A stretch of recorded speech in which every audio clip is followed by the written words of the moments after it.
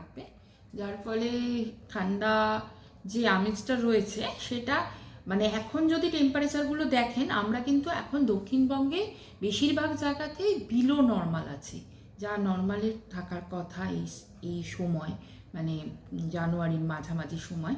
সেই তুলনায় আমরা কিন্তু কোনো কোনো জায়গায় মানে বেশিরভাগ জায়গাতেই বিলো নর্মাল, এক দুটো জায়গাতে অ্যাপ্রিসিয়েবলি বিলো নর্মাল আছে, মানে বেশ অনেকটা তফাৎ আছে। তো এইটা আশা করা হচ্ছে যে আরও 2 দিন এরকমই থাকবে টেম্পারেচারটা, তারপরে 2 থেকে 3 ডিগ্রি দক্ষিণবঙ্গে টেম্পারেচারটা বাড়ার সম্ভাবনা আছে, গ্র্যাজুয়ালি বাড়বে তার পরবর্তী 4 দিনে, এবং তারপরে আবার সেই রকমই থাকবে বা একটু কমেও যেতে পারে টেম্পারেচারটা। আর এটা মিনিমাম ন্যূনতম তাপমাত্রার কথা বলছি, মোটামুটিভাবে এরকমই থাকবে। আর শুকনোই থাকবে, কোনো বৃষ্টিপাতের সম্ভাবনা নেই। উত্তরবঙ্গের ক্ষেত্রে টেম্পারেচারটা সেরকম কোনো পরিবর্তন হবে না, মানে যেরকম আছে এখন মোটামুটি সব জায়গাতেই নর্মাল বা বিলো নর্মাল, কোনো কোনো জায়গায় অ্যাবাভ নর্মাল, কিন্তু সেটা খুব কম, বেশিরভাগ জায়গাতেই নর্মালের আশেপাশেই আছে উত্তরবঙ্গে, এবং টেম্পারেচারটা মোটামুটি সেরকমই থাকবে আগামী 5 দিন 6 দিন ওরকমই থাকবে।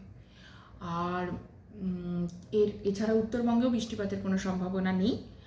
আর কুয়াশার সম্ভাবনা রয়েছে দক্ষিণবঙ্গের ক্ষেত্রে আগামী 2 দিন, মানে আজকে তো 17 তারিখ, মানে 18 তারিখ সকাল এবং 19 তারিখ সকাল কয়েকটি জেলাতে বিক্ষিপ্ত একদম 1-2 জায়গায় ঘন কুয়াশার সম্ভাবনা আছে। এছাড়া সবকটি জেলাতেই হালকা থেকে মাঝারি কুয়াশার সম্ভাবনা রয়েছে।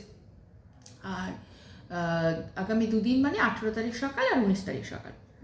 আর উত্তরবঙ্গের ক্ষেত্রে আগামী 5 দিন ঘন কুয়াশার সম্ভাবনা রয়েছে।